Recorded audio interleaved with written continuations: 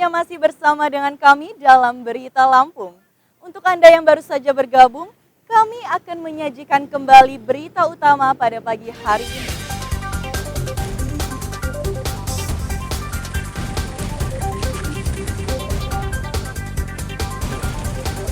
Tiga pegawai Kejaksaan Negeri ditangkap karena mengorupsi dana tunjangan kinerja senilai miliaran rupiah.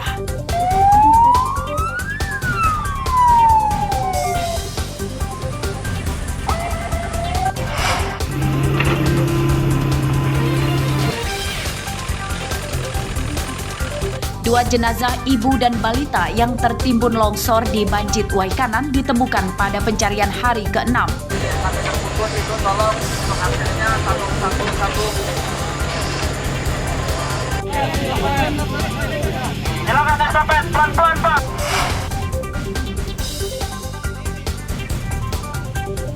Pasangan pelajar di pesisir barat ditangkap karena membunuh bayi yang baru lahir hasil perzinahan mereka.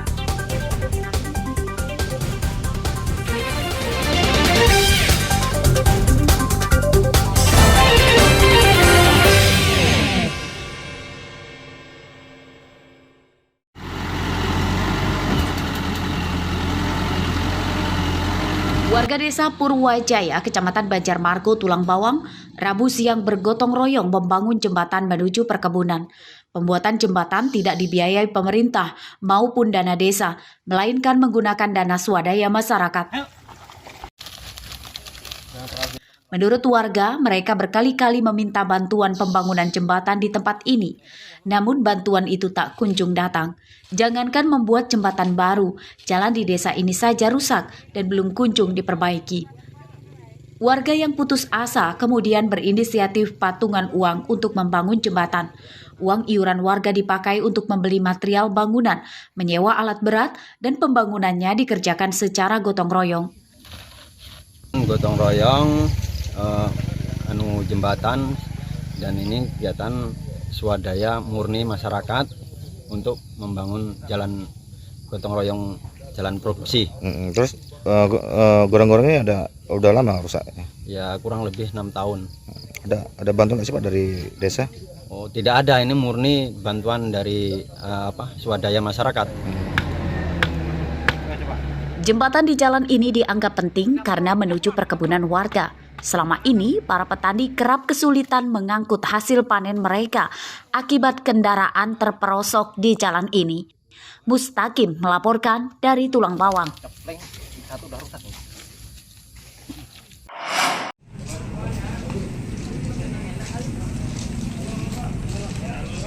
Penjualan tiket kereta api untuk angkutan Lebaran 1444 Hijriah sudah dibuka sejak 26 Februari 2023 lalu.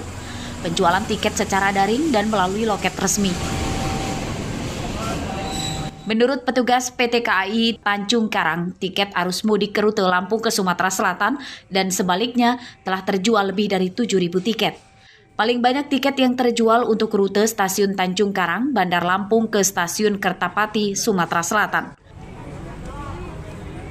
PT KAI akan menambah gerbong tambahan selama arus mudik jika tiket yang disediakan ludes terjual, namun masih banyak pemesanan. Kalau kita presentasikan kurang lebih yaitu sekitar 31,6% dari ketersediaan tempat duduk yang telah kita sediakan. Nah itu khusus untuk yang relasi Tanjung Karang Kertapati pada KA Raja Basah seperti itu. Karena memang untuk KA Raja Basah ini telah kita lakukan penjualan tiket H-45. Tetap untuk harga tiketnya tetap seperti biasa seperti itu. Selama arus mudik, PT KAI akan mengoperasikan 2 kereta api rute jarak jauh dengan kapasitas tempat duduk lebih dari 1.500 kursi per hari. Pihak PT KAI mengimbau calon pelanggan agar teliti saat mengisi data tanggal, rute, serta data diri pada saat memesan tiket. Jeffrey Arifin melaporkan dari Bandar Lampung.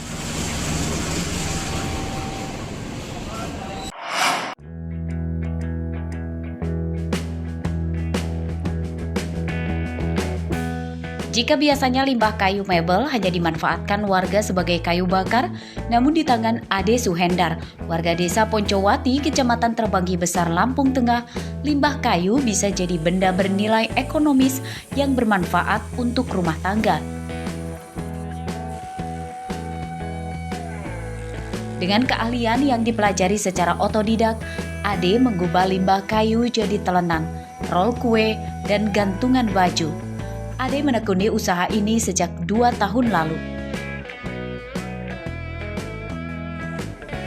Usaha ini dijalankan Ade tidak terlalu sulit. Seluruh pembuatan hasil kerajinan menggunakan alat-alat sederhana serta bahan bakunya mudah didapat sebab di daerah ini banyak perajin mebel. Dari sisa-sisa mebel, dari sisa-sisa apa kan banyak yang sepotong-sepotong semeter, setengah meter, tapi dia cukup besar, tidak bisa dimanfaatkan untuk barang-barang yang berharga awal mula. Tetapi ketika kita pikir, timbullah ide-ide ini, dan ini gulungan roti, ada talenan, ada hanger. Nah, sementara untuk seperti itu, adapun bahan-bahannya boleh kita cek, itu dari bahan-bahan limbah lah, kayu-kayu limbah.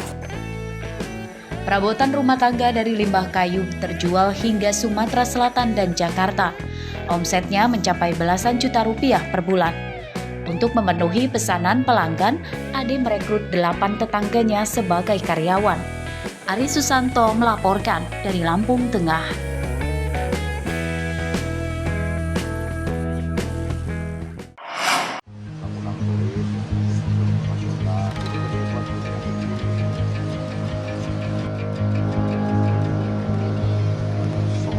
Selain dikenal dengan wisata alam berupa pantai dan ombaknya yang digandrungi wisatawan asing, Kabupaten Pesisir Barat ternyata juga menyimpan wisata religi. Salah satunya terdapat di Desa Kota Jawa, Kecamatan Bengkunap. Di desa yang berbatasan dengan Kabupaten Tanggamus ini, terdapat makam yang diklaim sebagai petilasan Syekh Mahdum Ibrahim atau Sunan Bonang dalam kisah Wali Songo.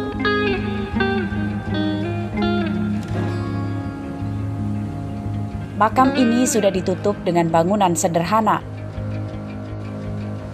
Tempat wisata religi ini ditempuh dengan kendaraan selama 2 jam perjalanan dari kota Kerui atau sekitar 3 jam dari kota Bandar Lampung. Pengunjung yang datang umumnya menggelar doa yang didampingi sang juru kunci. Makam dikunjungi peziarah dari berbagai daerah di Lampung dan ada juga yang dari Jawa. Apalagi pada hari-hari besar Islam seperti bulan puasa, Idul Fitri, atau Tahun Baru Hijriah, makam petilasan Sunan Bonang ramai peziarah.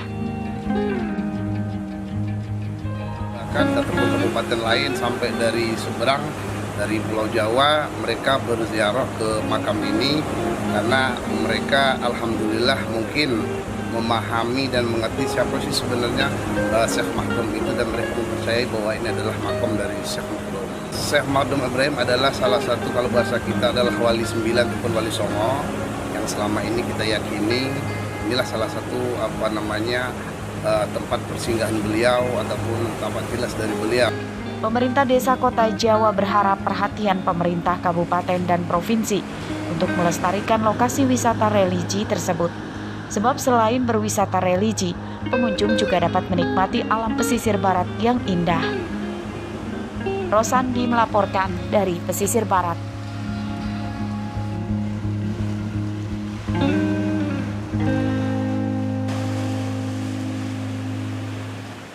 Pemirsa, informasi tadi sekaligus menutup perjumpaan kita pada pagi hari ini.